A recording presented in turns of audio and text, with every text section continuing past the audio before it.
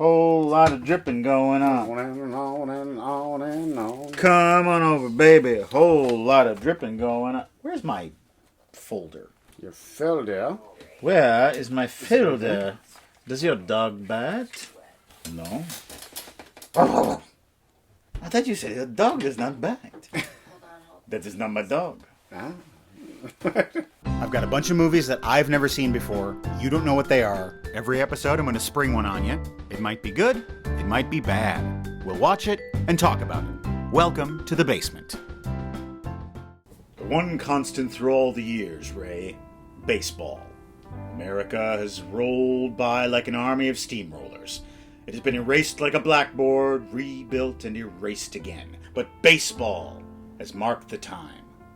It's part of our past, Ray. It reminds us of all that once was good and could be again. And that's why tonight we're going to feel true pride. The pride of the Yankees. Oh!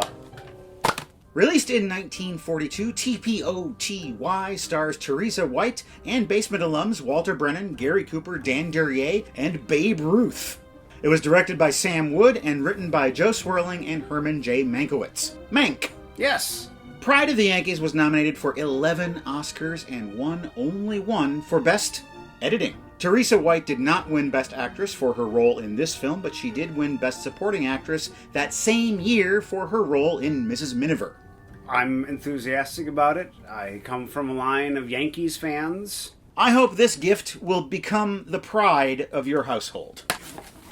Oh, look at this. It's a baseball. Baseball, Ray. Baseball.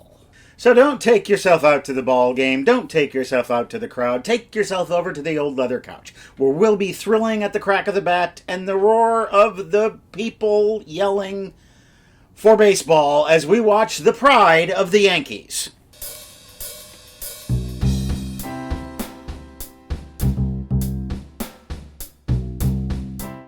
Baseball, Ray. Baseball. So Metro and Mayer weren't involved with this one? No. Yeah. Goldwyn went rogue. On a sandlot in a neighborhood in New York City, there's a baseball game going on. This is a sandlot, so somewhere Smalls is killing someone. And there's little Lou Gehrig. He really wants to play baseball, but nobody wants to play with him because of some reason. After some finagling, Lou gets to play. And boy, can Lou hit a ball. And so began Lou Gehrig's life of crime. Oh, no. Well, what about it? We can't wait here all day. I can't do anything without my wife. Whoopsh, whoopsh. Oh, man, she is a hot piece of action. Woo! This is back in the days when all mothers were 60-something years old. I want you to be somebody. So he can fulfill his mother's dream of having a son who's an engineer, just like Uncle Otto. He went to university. He graduated. He tried to take the bullet for Archduke Ferdinand. Later, Lou grows up and goes to Columbia University, Joining a fraternity. Somehow that doesn't add up to Sigma Alpha Psi in my mind. Sigma Alpha Psi, SAP. All those in favor of pledging Lou Gehrig. All those in favor of letting in college students who are in their 20s? Anyone? Anyone? No? Just 30s? 30s and 40s? Right, we'll stick with it. Isn't this song so scandalous, being wild about Harry? I feel like it's dirty somehow. At a fraternity party, he meets Myra Tinsley. She tells him that he shouldn't be an engineer, he should be a baseball player, because he's the best. gives him a flower and everything, which he presses into a book. Can't read this book. I suppose I'll fail that class. So his famous fraternity whistling parties. I never joined a fraternity, so I never got to experience stuff like this. The man from the Yankees comes by and is going to offer him a contract. That man is Sam Blake, a talent scout for the Yankees and also a sports writer. I don't know. He does a lot of stuff. There's no law that says you have to play with the Yankees. And there's no law that says you can't be a dog or a donkey or a monkey. Lou Gehrig resists the call to adventure. I'm going to be an engineer. That is until Mom gets sick. You must get your wife to the hospital immediately. She can only be saved by baseball. But engineering will kill her. How can he make a bunch of money fast? So he signs with the Yankees. Well, He's in Hartford at baseball training camp, but she thinks he's at Harvard studying engineering. Huh? Get it? But eventually it falls through and Lou's name gets in the papers because he's such a good baseball player. what? He's been playing baseball to save my life? We needed the money. You were sick, and the doctor said you might die. I wish I had died. Well, me too now. I really don't need this crap, Mom. Sam Blake is a sports writer, and he likes Lou Gehrig, but then there's this other guy, Hank Hanneman, who's a little more cynical. 5 will get you 10. You don't remember any part of it next year. I'm a sports typist by day, but at night I have a dark and twisted life. Better take me out, Miller. I've gone blind from all of the formaldehyde I drink. Finally, Gehrig gets up to bat. He gets a little too excited, though, and he stumbles and falls down. Tanglefoot. He gets a hit, he gets on base, and then while running to the next base, he gets hit. Tanglehead. Are you putting a jinx on him? Oh, no, Sam, but you ought to have a nurse around. Dan Duryea is part human and part some sort of cooking oil. After the game, the Yankees win, and they're at this dinner. That woman comes by who called him Tanglefoot. Her name is Ellie Twitchell. Lou is sweet on her right away. Now, what does it mean when a girl says, you remind her of a Newfoundland puppy? It means she wants to freak you real nasty. The team is traveling all around the country. He's playing every game. He never takes a game off. Here comes Babe with his new hat. He doesn't want anything bad to happen to it. Like, he doesn't want people to eat it. But that's what happens. It was the 20s. People were hungry back then. Where did you say you play first, Louis? Chicago. Lou, have you packed all of your edible hats? Say you wanted to find Mr. Twitchell. What would you do? Just start twitching. He'll show up. Lou takes Ellie to a carnival. He goes to the batting attraction and wins her all of the dolls. Hi, mister. You've completely de-Cupid me. I am now Cupulus. Finally, it's time for dinner, and they're treated to the dancing of Veloz and Yolanda.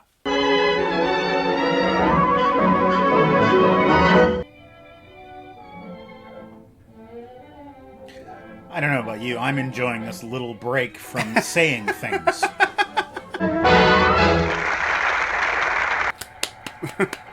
Let's hear it for Yolanda. Veloz was okay too. And then there's a little song, presumably called Always? Always, not for just a year. But for like 14 months. This is my first time clapping. Hell, you play in 7 cities when you're on the road. You must have a girl in every city. Well, Yolanda's been following me around quite a bit. She's been to most cities. So I'm pretty busy with Yolanda. But Veloz is always showing up. And that's awkward. Why is it like that? Why am I wearing a doily? I'm wearing it like an accessory, but it's really just a doily. Did he just fart?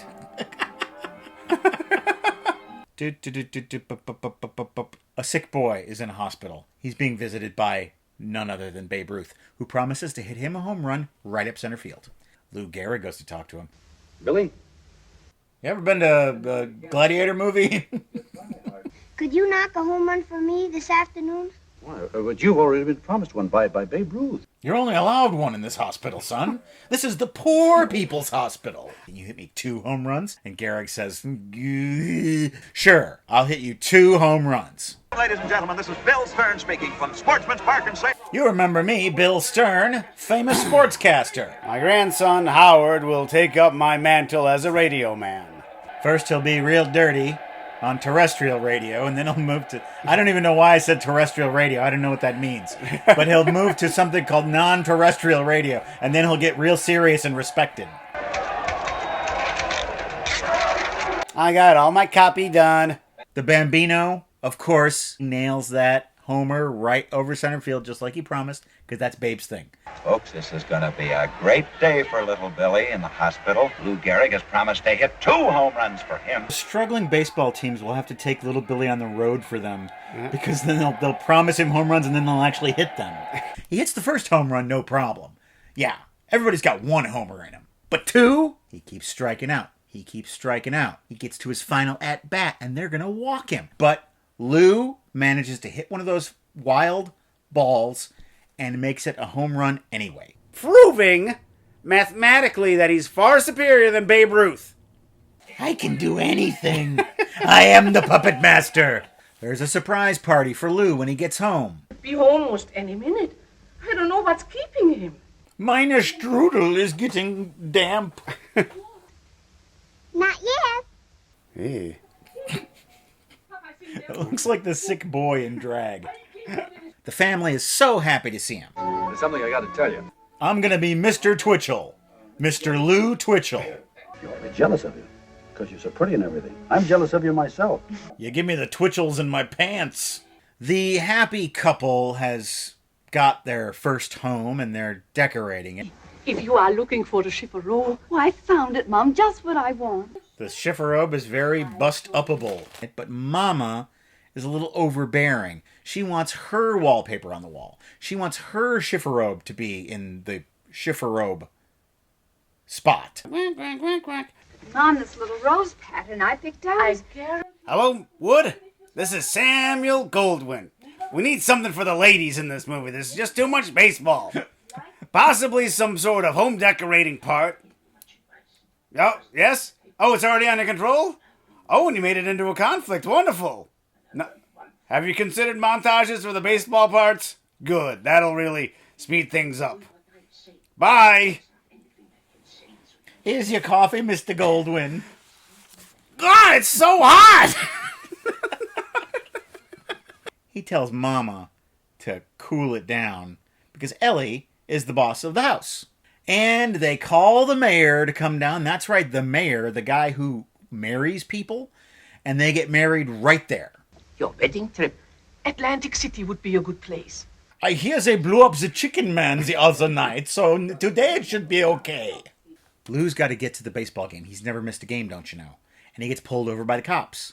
Sam is driving, and he says, hey, we got to get this guy to the game. It's Lou Gehrig. Why is he always hanging around them? I don't know. What relation is he to this whole situation? I thought he was a sports reporter. Why is he driving them around places? Sam finds out that Lou isn't coming home after games. He's staying out, doing something. Well, I can't believe it. Is he running around with a floozy?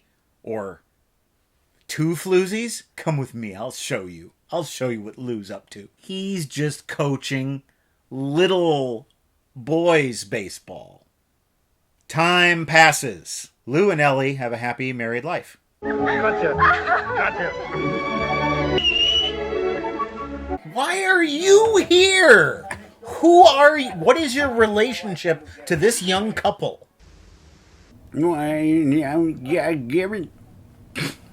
Lou and the wife are clowning around, but his shoulder's real sore in a weird way. That summer, we're at training camp. Lou is not doing such a good job. He doesn't got the hustle that he used to have. So slowing up, huh? Oh, sure. I'll get a wheelchair and push you around. Too early. Too early. Season starts. The Yankees are losing. Gehrig is in a slump, and no one knows why. Lou's got to pack it in. He tells the coach he can't go out and play. He misses his first game in 14 years. He goes to see a doctor with Sam.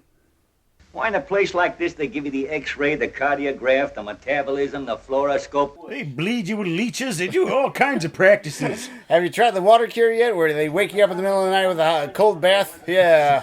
They want the doctor to tell it to him straight in baseball metaphors. I'm a man who likes to know his batting average. Give it to me straight, Doc. Is it 3 strikes, Doc? It's 3 strikes. He says, don't tell Ellie. But Ellie knows. It's Lou Gehrig Day at Yankee Stadium. Mr. Gehrig. Oh, Mr. Gehrig, please. Will you hit a home run? Never mind. It's me, the little boy from the hospital, the one you hit 2 home runs for. Well, now I'm sort of grown up, and look, I'm walking all around all over the place because you've inspired me. People have jammed the Yankee Stadium this afternoon to pay a tribute to a man who for 16 years has given everything that's in him. And today he's going to give a speech. I hope it's memorable. Perhaps you know him as Laramie Lou, perhaps as the Iron Horse. You know him as Tanglefoot if you're a mean person. You'll know him as, that guy from the Yankees. No, not Ruth, the other one, the tall one. Now Babe Ruth, the Sultan of Swat. Babe Ruth's front shirt is covered with ketchup and mustard. He's been at those hot dogs again. Why does he even wear white ever? And he gives a speech. And he says this. Today, I consider myself the luckiest man on the face of the earth. Then he slowly walks off the field. Never to step on Yankee Stadium, the bottom part again. And we all feel the pride of the Yankees. Pride of the Yankees. Are you feeling it? I'm feeling proud to be an American after seeing that movie. Gary Cooper is a curious actor. Yes. I remember at one point I leaned over you during the movie and said this. He's not great. I know, and I totally agreed with you at that moment. And then we get to the speech at the end. And you're just like... As an actor, he really is a John Wayne type. Mm-hmm. He's got natural magnetism, but he doesn't have that technique, that mastery of the craft. Mm-hmm. And neither did John Wayne. But the thing that Gary Cooper has is he has that sensitivity. He has that vulnerability where he can pull off those vulnerable moments toward the end of the movie. This movie could not be made today. Why is that? And I'm not saying this because no movie could be made today except the movies are making today. Think of every biopic we've seen in the last 20 years. Lou Gehrig didn't have a drug problem. He didn't have his rise and fall and rise again. His glorious moment at the end where we're like, oh, he remembered how to play baseball. We can't make this biopic anymore. And that sucks because I'm so damn tired of today's biopics. But at least he doesn't have a scene where he shows up and is like, I'm not drunk, you're drunk. Well, and they almost parody that, where the scene where she's like, he's been out again. Here, I'll show you where he is. And then he's coaching Little League, essentially. It's the rise and rise and rise and rise. And even in his fall, he rises. And somehow it works. How do you think this functioned as a baseball movie? I think it was a fine baseball movie. But do you know what I know about Lou Gehrig now that I didn't know before watching this movie? What? Nothing. I knew that he was the Iron Man who played over 2,000 games, took 50 years for someone to break that record. And I knew that he got ALS and died. What is it that made him great? That he could hit home runs? Sam keeps saying, he's better than Ruth. How is he better than Ruth? What magic does he have? Well, he was a hard worker. He was persistent. He showed up every day. And maybe that's why he's seen as such a great American icon, because that's what we're expected to do. When something bad happened to him, he wasn't a crybaby about it. He took it standing up, and he stepped down when he needed to step down. This is sort of like a primer for being an American male. Yeah. Like, this is how you achieve things, and this is how you face adversity. The doctor scene at the end of the movie. Give it to me straight, Doc. Is it 3 outs? That was like really bad writing. All the arguing in the world can't change the decision of the umpire. I'm sure at the time it was fine, but that's the sort of thing like that.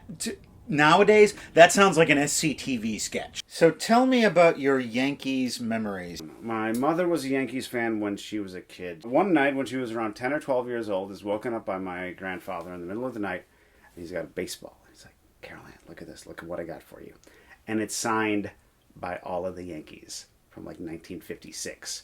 Billy Martin, Yogi Berra, I think Joe Torre, Joe DiMaggio. One of the best baseball teams of all time. And my mother prizes this possession as any Yankees fan would. And then it disappeared. I know! Where would it have gone to? She had a couple of brothers. Brooklyn Dodgers fans, because they're the real team. It took decades for them to admit what they did. But what they had done was steal her baseball, strip the leather off it, and knock the empty husk into a vacant lot. According to a guy who worked with my father who collected baseball memorabilia, that would have been at least 1 year of college. maybe all of college paid for in state schools in the 90s. Yeah. If I was a sports fan, I would be a baseball fan. Yeah. Because baseball is the kind of thing that you can be really into it and just not watch it at all. You just read about it in the paper. Oh, how did the team do? Oh, they did pretty good. And also, when you go to a baseball game, you don't really have to watch the game either. No one's ever at a baseball game going, shh, I'm trying to watch the game. Yeah. The pride of the Yankees may be over, but our show is only entering the 7th inning stretch. A little thing we like to call Seen It. Seen It! Michael DiToma. I was wondering if you've seen Mel Brooks' High Anxiety. I consider this to be a somewhat hidden gem in his catalog. Also, can you give a shout out to my wife, Christian? She would freak out in a good way if you did. Hi, Christian. Don't freak out too much. Hi, Christian. Freak out. Seen It. Seen It. I remember getting some good laughs out of it. I recognized a lot of the references and the parodies, even though I wasn't as familiar with Hitchcock as I am now. It feels like more of a patchwork movie. It feels like more of a series of sketches. Whereas Young Frankenstein and Blazing Saddles, I know it's not fair to compare these movies and say it's not good because it's not as good, but it's more sketchy. Those two movies are a plot that goes through the entire movie, while High Anxiety is a series of bits. Craig Mullenbach wants to know if we've seen Stripes. Seen it. Seen it. People say all the time, they'll talk about their favorite movies. They'll say, I love that movie, I've seen it 100 times. No, they haven't. They've seen it 7 times. It feels like so much more. Because when you watch a movie 7 times, it feels like you've watched it your whole life. Stripes is the movie that I've seen the most, I think, of all the movies that I've ever seen. Really? And I would say I've probably seen it maybe 15 times when I was growing up. Jack? That's a fact, Jack. Yes. I think it's the first movie where I looked back on the 80s and I'm like, these breasts don't have to be here. Yeah, there's that. Which is no fault of theirs. It was producers. Well, all I have to say about it is that chicks dig me, because I rarely wear underwear, and when I do, it's something unusual. Cinema Spire. Seeing Brando reminds me, has anyone seen the fairly unknown Arthur Penn classic, The Chase? No. Seen it. We know that movie magic is a real thing. But there's the opposite of movie magic. The cast is great, the acting is great, the screenplay's pretty good, cinematography is beautiful. And then you say, did I like that movie? And you answer, no. How can a movie be so much less than the sum of its parts? The Chase is one of the worst movies I've ever seen. How is this possible? You know I have a word for this, Matt. I know you do. This is not a talent bomb. This is a talent nuke. Miscasting. Marlon Brando, totally unconvincing as a small-town sheriff. Robert Redford, totally unconvincing as a hardened criminal and a fugitive. Jane Fonda, totally unconvincing as this broken-down whore. They're all supposed to be Southerners. None of them can pull it off. So it's just fake, fake, fake. This is that transitional period between old Hollywood and new Hollywood, where they were discarding all of the tired old techniques that just made great, coherent movies like Pride of the Yankees, and they're looking for new cinema, new ways to tell stories, and these are the stumbling baby steps toward that. And so we get The Chase, which is a bad movie. Scott Corin writes, ugh, I'm not a fan of late 60s comedies. Like The Graduate. While visually they're pretty good, especially the ending of The Graduate, yep, the characters are insufferable. Seen it. I think that's kind of the point. The characters being insufferable, because Benjamin Braddock is the hero of the film, but there's nothing heroic about him. Nope. He's a dupe. He's a weakling. He's a jerk. Like, he treats her terribly. Her as in Mrs. Robinson? No, the girlfriend. I want to call her Catherine. Elaine! Yes. I think it's a movie about a character who's defined by their flaws. Yeah. Rather than acting heroically, acts the opposite of heroically, but has the promise of redemption. I really like The Graduate. I am fine if I never see it again. It is weird because it is a comedy. It is a comedy with drama thrown into it. But it feels like no comedy ever made. And still, after all these years, I don't think there has been a movie like The Graduate since. I think it's wholly unique. Usually something like this is often imitated. But I've never seen a movie like The Graduate. There's a place you can go where you'll always hit a home run. Huh? Mm-hmm. A home run. a home run. It's our website, welcometothebasementshow.com. All of our episodes are there, the entire catalog of 250 plus episodes of this show. And there are PayPal donation buttons that you can click on. You can make a one-time or a rolling monthly donation to support this show. Some of our rolling monthly donors are generous people like Danielle, Sarah, TJ. These people donate a little bit every month, and it helps support our show, and we appreciate it. Yes, thank you. You can also watch Unboxing, which comes out this coming Friday. That is more Craig and Matt chat, and also some special surprises. You should not miss it. Surprises? And now watch this. You got to promise me that one of these days you're going to get up out of this bed and go home on your own power. And get a job and help your parents out for once in your miserable life. Become an engineer. I couldn't do it, but you're clearly never going to play baseball. Yes, become an engineer and move in with my mother. Then she'll be happy. Put on this jacket. All right. She'll be old by then. It'll smell like me. I consider myself the luckiest man on the face of the earth.